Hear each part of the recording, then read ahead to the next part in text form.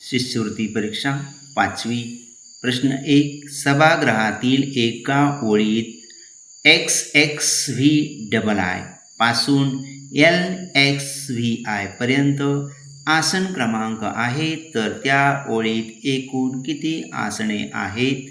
उत्तराचे पर्याय क्रमांक 4 त्यापैकी योग्य उत्तराचा पर्याय क्रमांक 3 बरोबर आहे असा भरीव गोल करायचा.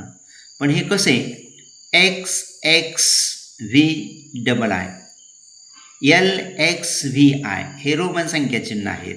XXVII म्हणजे 27, L 50, X 10, V 5, I 1 म्हणजे 66 ही संख्या झाली.